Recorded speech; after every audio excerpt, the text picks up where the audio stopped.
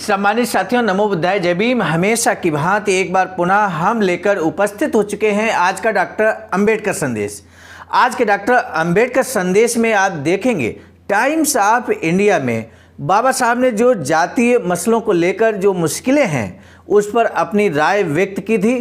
तो उस राय को लेकर यानी कि बाबा साहब ने जो कार्य योजना यहाँ पर रखी थी, जो पिछले डॉक्टर अंबेडकर संदेश में हम आपको दिखा चुके हैं, सुना चुके हैं बाबा साहब के हुबहू शब्दों में, तो आज हम आपको बताएंगे टाइम्स ऑफ इंडिया ने बाबा साहब की कड़ी आलोचना की है।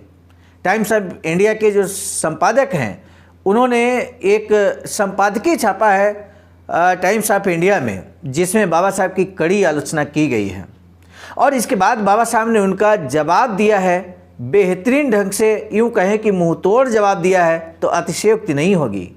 ठीक इसी तरह से ए.वी. ठक्कर साहब ने बाबा साहब का कड़ी आलोचना, बाबा साहब की जो कार्य योजना है वो अस्पृश्यों को जो बाबा साहब ने डिमांड किया है अधिकारों की, विधानमंडल में, नौकरियों में, अधिकारी वर्ग में आरक्षण प्रतिनिधित्व की बात बाबा साहब ने की है। जातीय मसलों को हल करने के लिए, उन मुश्किलों को हल करने के लिए बाबा साहब ने जो डिमांड की है, जबकि आदिवासियों के लिए बाबा साहब वो आरोप लगाते हैं कि आदिवासियों के लिए बाबा साहब ने कुछ नहीं किया है। तो इस बात को लेकर, कड़ी आलोचना को लेकर बाबा साहब ने चाहे वो टाइम्स ऑफ इंडिया की बात करें या ए.वी. ठक्कर साहब की बात करें, इन दोनों आलोचना करने वाले दोनों लोगों का बाबा साहब ने बहुत सटीक जवाब दिया है। आज यदि आप जानना चाहते हैं कि टाइम्स ऑफ इंडिया ने बाबा साहब की कड़ी आलोचना किस बिंदु को लेकर की है या ए.वी. ठक्कर साहब ने जो बाबा साहब की कड़ी आलोचना की है वो किस वजह से की है, विशेष क्या मसला है उनकी नज़र में और बाबा साहब ने क्या जवाब दिया है, अगर आप दिलचस्पी रखते हैं इन बिंदुओं को लेकर तो आज का वीडियो अंत तक जरूर वॉच कीजिएगा। सम्मानित साथियों, आज का डॉक्टर अंबेडकर संदेश बेहद खास होने वाला है।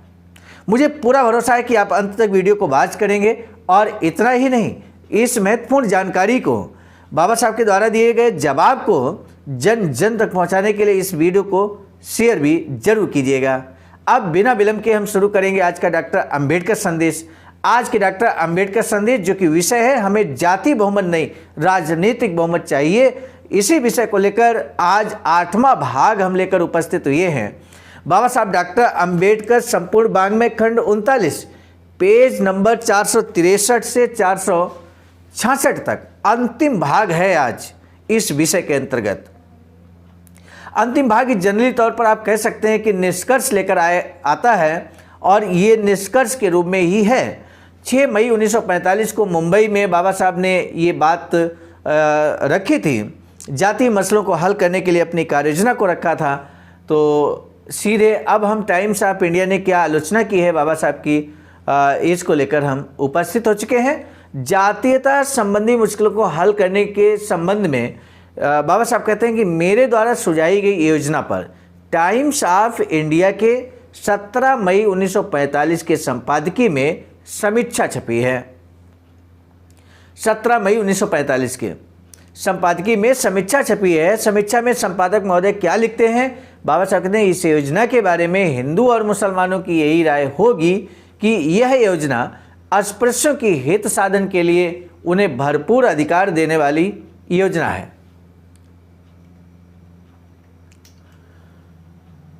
आगे बाबा साहब कहते हैं कि डॉक्टर अंबेडकर की इस योजना का बारीकी से अध्ययन करने पर पता चलता है कि योजना अनुसार केंद्रीय और प्रांतीय विधिमंडल में अस्पृश्यों को दी जाने वाली सीटों के कारण 2 श्रेष्ठ समुदायों पर भी अपनी वर्चस्वता का इस्तेमाल कर सकेंगे। योजना में इसी तरह का प्रबंध रखा गया है। उस प्रकार गलत तरीके से अनादिकाल से पद दलित लोगों को नए समुदाय का दर्जा दिलाने की छलपूर्ण तरीके से कोशिश की गई है। यानी कि यहाँ पर ये कहने का तात्पर्य है, बाबा साहब हर स्तर पर इस बात को लगातार कह रहे हैं कि अस्पृश्य समुदाय जो है वो हिंदुओं से पृथक अस्तित्व रखता है। जिस तरह से भारत देश के अंदर मुसलमान हैं, हिंदू हैं, उसी तरह से अलग घटक के रूप में अस्पृश्य समुदाय भी है। इस बात को बाबा साहब कहते हैं। इसी बात को यहाँ पर टाइम्स ऑफ इंडिया ने छलपूर्ण तरीके से कोशिश करना बताया है। बाबा साहब यहाँ पर अभी इसी आलोचना का कड़ा जवाब देते हैं, वो आप जरूर देखिएगा, सुनिएगा सम्मानित साथियों। हमारी राय में डॉक्टर अंबेडकर की योजना विधायक होने के बावजूद अस्पृश्य नेता हिंदू मुसलमानों द्वारा की जाने वाली जिस अतियुक्त की बुराई करते हैं वही उनकी इस योजना में अत्यंतिक चरम रूप में दिखाई देती है, ये टाइम्स ऑफ इंडिया का कहना है। तब बाबा साहब जवाब देते हैं, कहते हैं मुझे खेद के साथ कहना पड़ रहा है कि यहाँ मेरी योजना का गलत विपरीत अर्थ प्रतिपादित किया गया है। सापेक्ष बहुमत के सिद्धांत का भावार्थ ही टाइम्स वालों की समझ में नहीं आया है और ऐसा न समझ आने के कारण ही ऐसा हुआ है कि उन्होंने हमारी आलोचना की है। बाबा साहब कहते हैं कि मेरी बनाई योजना के बारे में फैलाई गई गलत फहमियों को दूर करने के लिए आगे जो लिख कर मैं भेज रहा हूं उसे आशा है कि अपने अखबार में अर्थात टाइम्स ऑफ इंडिया में आप जगह देंगे। संपादक महोदय एक बात भूल गए हैं वह ये कि एक बार सापेक्ष बहुमत को मान लिया जाए, लगता है कि संपादक उसे मानते हैं तो संपूर्ण बहुमत और सापेक्ष बहुमत के फर्क जितनी सीटें ही बाकी रह जाती हैं। पत्थर मानकर हम इन सीटों को दरकिनार नहीं किया जा सकता है, उन्हें ठिकाने पहुंचाने का एक ही सही रास्ता है और वह है अल्पसंख्यकों के बीच उन्हें बांटना। पहली बात से संपादक अगर सहमत हैं तो उसका साफ मतलब ये निकलता है कि मुसलमानों की 50% की जो मांग का वह समर्थन करते हैं, लेकिन अगर वह पहली नहीं बल्कि दूसरी बात से सहमत दर्शाते हैं जिसके परिणाम स्वरूप अस्पृश्यों को मिलने वाले प्रतिनिधित्व से मुसलमानों को अधिक प्रतिनिधित्व प्राप्त हुआ, तो ये नहीं कहा जा सकेगा कि मेरी योजना में अस्पृश्यों को इद पद दिलाने का प्रबंध जानबूझकर किया गया है। युक्त योजना के अनुसार सीटों का बंटवारा किए जाने के कारण अस्पृश्यों को अगर उनका न्यायपूर्ण हिस्सा मिल रहा हो तो मेरी समझ में नहीं आता कि कोई भी निष्पक्ष व्यक्ति इस पर आपत्ति कैसे कर सकता है। अपनी योजना में मैंने सीटों का जो बंटवारा किया है वह केवल सापेक्ष बहुमत और युक्त बंटवारे के सामान्य नियमों पर आधारित है। ये जवाब बाबा साहब ने दिया और बाद में अपना नाम यहाँ पर लिखते हैं, आपका BR अम्बेडकर और 15 मार्च 1945 को। अब यहाँ इस डेट को ज़रा ध्यान दीजिएगा और इस डॉक्टर अम्बेडकर संदेश को जब हम पढ़ रहे थे, बाबा साहब डॉक्टर अम्बेडकर संपूर्ण वाङ्मय खंड 39 में पेज नंबर 464 पे जब हम ये पढ़ रहे थे तो वहाँ पर भी इसका स्पष्टीकरण लिखा है। ये जो डेट 15 यानी कि 15 मई को बाबा साहब ने 1945 को ये जवाब लिखा है, जबकि टाइम्स ऑफ इंडिया में यहाँ पर जो दर्शाया गया है जनता पत्रिका के माध्यम से ये संकलन किया गया है बाबा साहब डॉक्टर अम्बेडकर संपूर्ण वाङ्मय का खंड 39 का, और जो ये खासकर जो स्पीच की हम बात करें वो जनता पत्रिका से छापा गया है। तो इस संदर्भ को लेते हुए यहाँ पर 17 मई 1945 को टाइम्स ऑफ इंडिया में आलोचना छपी है। स्वाभाविक है बाबा साहब की आलोचना छपने के बाद बाबा साहब इसका जवाब देते हैं।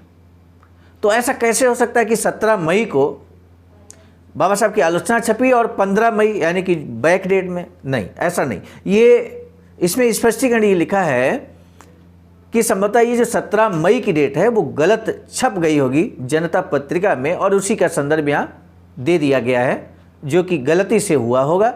तो ये मान कर चला जा रहा है कि 15 मई से ठीक पहले टाइम्स ऑफ इंडिया में अखबार में छपा होगा बाबा साहब की जो आलोचना है संपादकीय के रूप में। तो खैर ये डेट का कोई मसला नहीं है, लेकिन जो आलोचना छपी और उसका सटीक जवाब बाबा साहब ने क्या दिया ये आपने यहाँ पर जान लिया। अब इसके बाद कौन आलोचना करता है, यहाँ लिखा है, आप देख सकते हैं, डॉक्टर अंबेडकर की योजना की श्री A.V. ठक्कर बनाम ठक्कर बापा द्वारा की गई समीक्षा। मतलब बाबा साहब की कार्ययोजना, बाबा साहब की जो योजना प्रस्तुत की गई है हिंदुस्तान के अंदर जाति समस्या का समाधान सुझाने के लिए, तो उसकी समीक्षा करते हुए A.V. ठक्कर साहब क्या कुछ कहते हैं आप ध्यान दीजिएगा। और उसका एक एक बिंदु का बाबा साहब कितना सटीक जवाब देते हैं, ये आज का बहुत महत्वपूर्ण मुद्दा है। बाबा साहब कहते हैं हिंदुस्तान की जातीय समस्या का समाधान सुझाते हुए कुछ बातें सामने रखी हैं।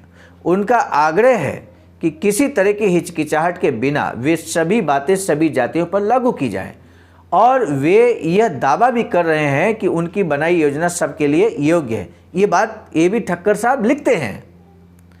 लेकिन विधिमंडल में, अधिकारी वर्ग में और नौकरियों में प्रतिनिधित्व देने के बारे में डॉक्टर अंबेडकर ने जिन जातियों को चुना है, ब्रिटिश सरकार द्वारा उन्हें 1935 के कानून के तहत मान्यता प्रदान की गई है।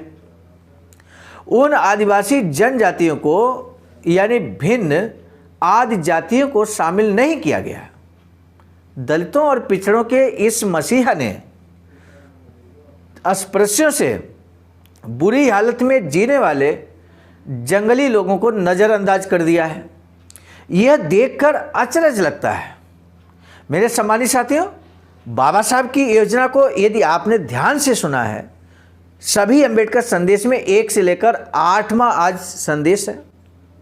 इन सभी भागों को आपने अगर सुना है, अंबेडकर संदेश को सुना है, तो आप स्वयं जरूर यहाँ पर निष्कर्ष निकालने की कोशिश कर रहे होंगे। लेकिन यदि नहीं सुना है तो भी कोई बात नहीं है, बाबा साहब यहाँ पर जवाब देंगे ए.बी. ठक्कर साहब का। और आज के ही डॉक्टर अंबेडकर संदेश में हम अभी जस्ट कुछ ही मिनट में आपके समक्ष रखने वाले हैं। तब बाबा साहब यहाँ पर ए.बी. ठक्कर साहब आगे कहते हैं कि इतना ही नहीं, इन लोगों को अर्थात आदिवासियों को जो दिया गया था वह भी सब इनसे उन्होंने छीन लिया। और एक तंज कसते हुए बाबा साहब की समीक्षा में कहते हैं कि वह रे मसीहा सभी समुदायों के लिए बिना हिचक के लागू करने के लिए जो तत्व उन्होंने सबके सामने रखे हैं, उनमें से एक में डॉक्टर अंबेडकर कहते हैं कि सभी जातियों का सामाजिक, आर्थिक और शैक्षिक स्थितियों को ध्यान में लेते हुए उसके विपरीत अनुपात में उन जातियों को जिस तारीख को ये लेख टाइम्स ऑफ इंडिया में प्रकाशित हुआ, वह तारीख और डॉक्टर बाबा साहब अम्बेडकर द्वारा दी गई प्रतिक्रिया की तारीख युक्त नहीं लगती। इसी कारण जनता के अंक में दी गई गलती में तारीख में गलती हुई होगी, ये हमने आपको ऑलरेडी बता दिया है। अधिक अधिकार दिए जाएं और उसी आधार से मुसलमानों की तुलना में अस्पृश्यों की विशेष रियायतें दी जाएं। डॉक्टर साहब का ये तत्व अगर आदिवासी जनजातियों पर लागू किए जाएं तो अस्पृश्यों की तुलना में कई गुना अधिक रियायतें उन्हें दी जाएंगी और इस कारण संपूर्ण बहुमत होने की संभावना है। लेकिन पहाड़ी इलाकों में जीवन बिताने वाले इन 1,67,00,000 गरीबों को डॉक्टर अंबेडकर साहब भूल गए हैं। इसे एक बात बिल्कुल साफ तौर पर सामने आती है कि अस्पृश्यों के लिए पक्षपात के चरम बिंदु तक पहुंचने वाले डॉक्टर अंबेडकर आदिवासी लोगों के न्यायपूर्ण अधिकारों के लिए मना कर रहे हैं, जो कि तिरस्करणीय है। ए.बी. ठक्कर नाम भी यहाँ पे लिख दिया है। श्री ए.बी. ठक्कर बापा की समीक्षा को डॉक्टर बाबा साहब अम्बेडकर द्वारा टाइम्स ऑफ इंडिया संपादक को दिया गया जवाब। सामान्य साथी, यदि आपने ए.बी. ठक्कर साहब की आलोचना सुनी है तो फिर आप भी हो सकता है थोड़ी देर के लिए विश्वास कर लें कि बाबा साहब ने ऐसा ही किया होगा। लेकिन क्या हमें नहीं लगता कि हमें बाबा साहब के जवाब को भी सुनना चाहिए? यदि हाँ, तो अब बाबा साहब का जवाब क्या कुछ है? बाबा साहब कहते हैं, महोदय, श्री ठक्कर द्वारा की गई मेरी योजना की समीक्षा के इस जवाब को उम्मीद है कि अपने अखबार में जगह देंगे, अर्थात टाइम्स ऑफ इंडिया में आप अखबार में ये छापेंगे। जाति मसौदा प्रस्तुत करते हुए आदिवासी समुदायों के हकों को मैंने नज़रअंदाज किया है, ये आरोप इन समुदायों की ओर से मुझ पर डंडा फटकारते हुए किया है। इस डंडे की शोभा बढ़ाने के लिए मेरा वर्णन करते हुए वह मुझे कहते हैं कि मैं दलितों, गरीब गुरबों का मसीहा हूँ। मेरी इच्छा है कि मैं श्री ठक्कर को बता दूं कि मैंने ऐसा कभी नहीं कहा है कि मैं दलित मानव जात का सार्वभौम नेता हूं। बाबा साहब की इस बात को हर बहुजन साथी को बहुत गौर करना चाहिए, अन्यथा आप भी सार्वभौम नेता बाबा साहब को मानने लगते हैं। बाबा साहब कहते हैं, मैंने ऐसा कभी नहीं कहा है कि मैं दलित मानव जाति का सार्वभौम नेता हूं। मेरी शक्ति के हिसाब से अस्पृश्य समाज का काम मेरे लिए काफ़ी है। आपके और गांधी के चंगुल से अगर मैं अस्पृश्यों को मुक्ति दिला सका तो मुझे चरम आनंद प्राप्त होगा। मैं किसी काम को कमतर आंकने की इच्छा नहीं रखता। जीवन की सीमा को ध्यान में लें तो एक व्यक्ति एक ही काम कर सकता है। इसी बात को ध्यान में रखते हुए श्री ठक्कर के कहे अनुसार जिसे आदिवासी लोग भी दुत्कारते हैं, उस अस्पृश्य समाज के कार्य के लिए मैंने अपने आप को समर्पित किया है। यानी कि जिसे आदिवासी लोग भी दुत्कारते हैं, किसे? अस्पृश्य समाज को। ध्यान दीजिएगा सम्मानित साथियों, अस्पृश्य समाज को आदिवासी लोग भी दुत्कारते हैं और ऐसे अस्पृश्य समाज के लिए मैंने अपने आप को समर्पित किया है। ये बात बाबा साहब बहुत ही स्पष्ट शब्दों में कहते हैं और हम बाबा साहब को सार्वभौम नेता बनाने पर तुले हैं। और इस समय खासकर जब राजनीतिक माहौल होता है, चुनावी माहौल होता है, उस समय तो बाबा साहब की फ़ोटो हर किसी राजनीतिक पार्टी के बैनर पर फ्रंट पे होती है। इस बात को हमें समझना होगा कि बाबा साहब क्या कहते हैं, बाबा साहब ने किसके लिए जीवन संघर्ष किया और कौन है वो जिसके साथ जुड़कर हम काम करें, जो बाबा साहब की सही मायने में पद चिन्हों पर चलने का कार्य कर रहा हो। ये निश्चित रूप से हमें विश्लेषण करके आगे बढ़ना चाहिए। बाबा साहब कहते हैं, अखबार में प्रकाशित भाषण के हिस्से को पढ़कर मेरी आलोचना करने वाले श्री ठक्कर पर मुझे दया आती है। भी अगर मेरा पूरा भाषण पढ़ने का कष्ट करते तो मुझे पता चलता कि मेरी योजना में जंगली लोगों को अर्थात आदिवासी लोगों को शामिल भी किया गया है और उनके हकों की बेहतर ढंग से रक्षा भी की गई है।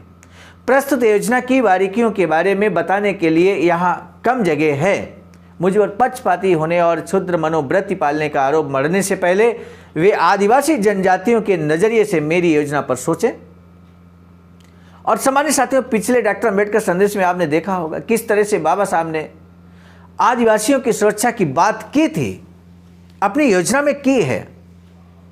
लेकिन बावजूद इसके यहाँ पर बाबा साहब की कड़ी आलोचना A.B. ठक्कर साहब के द्वारा की गई, जिसका जवाब बाबा साहब दे रहे हैं।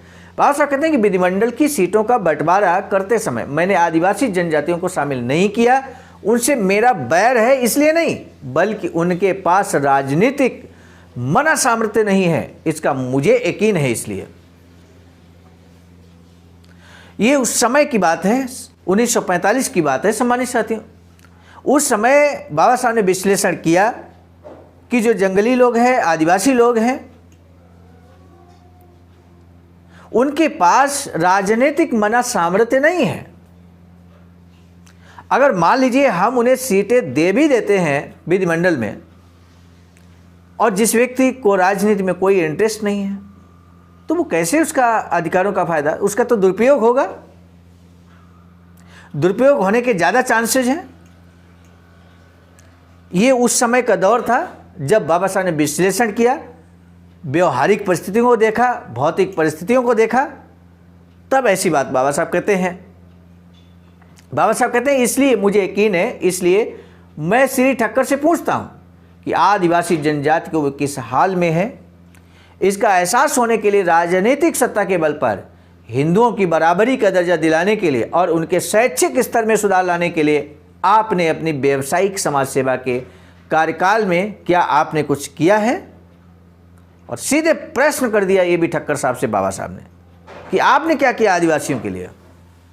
अपनी 20 साल की समाज सेवा के दौरान इन आदिवासी जनजातियों में से श्री ठक्कर बापा किसी एक को भी ग्रेजुएट नहीं बना सके, यानी कि शिक्षा के प्रति भी कोई काम नहीं हुआ। जो आज आदिवासियों के नेता बनने को आतुर हैं, बाबा साहब कहते हैं आपने किया क्या है आदिवासियों के लिए। ये बात उनकी समाज सेवा पर कालिख पोतने वाली है। A.B. ठक्कर साहब के समाज सेवा पर कालिख पोतने वाली ये बात है कि वो आज तक एक व्यक्ति को, आदिवासी को ग्रेजुएट नहीं बना सके। तब बाबा साहब कहते हैं दूसरी बात ये है कि क्या वे बताएंगे कि सर इस जनजाति को विधिमंडल में प्रतिनिधित्व मिलना चाहिए, ऐसा अचानक श्री ठक्कर को क्यों लगने लगा। इस जनजाति की जनसंख्या का अनुपात देखते हुए 1935 के कानून में उन्हें बिल्कुल नगण्य प्रतिनिधित्व मिला है। श्री ठक्कर ने इस कानून के खिलाफ क्या कभी आवाज उठाई? यानी कि 1935 में जो अंग्रेज़ों के द्वारा यहाँ पर भारत सरकार अधिनियम 1935 लागू हुआ, उसमें आदिवासियों को नगण्य यानी कि जीरो के बराबर, ना के बराबर उन्हें प्रतिनिधित्व मिला है। क्या ठक्कर साहब ने तब कभी आवाज़ उठाई? आखिर आज क्यों आवाज़ उठा रहे हैं? क्या कभी उन्होंने सप्रू कमेटी के खिलाफ कुछ कहा है, जिन्होंने आदिवासियों के लिए कोई व्यवस्था नहीं दी? बाबा साहब कहते हैं, मेरे बारे में ठक्कर बापा का जो दुराग्रह है और द्वेष है वह किसी और के बारे में नहीं है, यही इसकी वजह है। यानी कि बाबा साहब ने आज सिद्ध कर दिया कि ए.वी. ठक्कर साहब ने जो आलोचना की है वो इसलिए नहीं कि वो आदिवासियों के हित की बात कर रहे हैं, बल्कि इसलिए क्योंकि वो बाबा साहब से दुराग्रह मानते हैं। तीसरी बात यह है कि आदिवासी जनजातियों को विधिमंडल में उनकी जनसंख्या के अनुपात में या अधिक सीटें मिलनी चाहिए, ऐसा अगर श्री ठक्कर को लगता है तो इसके लिए मुसलमानों की सीटों से ही दी जा सकती हैं। सो आदिवासियों की लड़ाई लड़ने के लिए, मुसलमानों से टकराने के लिए श्री ठक्कर तैयार है क्या? बाबा साहब कहते हैं कि आदिवासियों को अगर सीटें ज़्यादा देनी है तो मुसलमानों ने 50% की डिमांड की है। स्वाभाविक है, मुसलमान 50% नहीं है तो उनकी ही सीटें काटकर आदिवासियों को दी जाएंगी, अस्पृश्यों से नहीं काटी जाएंगी। तो ऐसे में क्या वो मुसलमानों से टकराने के लिए तैयार हैं? बाबा साहब ने हर बिंदु का जवाब बारीकी से दिया। सम्मानित साथियों, आप भी महसूस कर रहे होंगे, बाबा साहब कहते हैं अस्पृश्यों की सीटें काटकर वो अस्पृश्यों के प्रति अपना प्रेम व्यक्त नहीं कर सकते। श्री ठक्कर उन लोगों के खिलाफ हथियार उठाकर अपनी मर्दानगी दिखा रहे हैं जिन अस्पृश्य लोगों को अब तक जनसंख्या के अनुपात में प्रतिनिधित्व नहीं मिला है। मुसलमानों को मिले अतिरिक्त अधिकारों से अगर वह आदिवासियों को कुछ लेकर दे सके तभी उन पर उनका प्रेम और नायकत्व साबित होगा। यानी कि बाबा साहब ने बहुत स्पष्ट ढंग से कह दिया कि अगर वास्तव में आप नेता बनते हैं आदिवासियों के, तो ऐसे में मुसलमानों को जो अतिरिक्त अधिकार मिल रहे हैं वहाँ से काट कर आदिवासियों को दिलाने के लिए आप सार्थक प्रयास करें, तभी आप साबित होंगे कि वास्तव में आप आदिवासियों के सच्चे नेता हैं। और ये लिखते हुए बाबा साहब यहाँ पर अपना नाम लिखते हैं। और इसी के साथ ये अंबेडकर संदेश जो लगातार चल रहा था, आज 8वां भाग, अंतिम भाग लेकर हम उपस्थित हुए थे। और यहाँ पर पहला प्रश्न है, बाबा साहब डॉक्टर भीमराव अंबेडकर ने 15 मई 1945 को टाइम्स ऑफ इंडिया के लेख में क्या चर्चा किया है? यानी कि जवाब दिया जो है टाइम्स ऑफ इंडिया की आलोचना का, और इसके बाद ए.वी. ठक्कर साहब का, और बाबा साहब ने यहाँ पर उनकी भी आलोचना का जवाब दिया है। तो संपूर्ण डॉक्टर अंबेडकर सुनने के बाद आपके क्या विचार हैं? आज के अंबेडकर संदेश को सुनने के बाद आप किस निष्कर्ष पर पहुँचे हैं?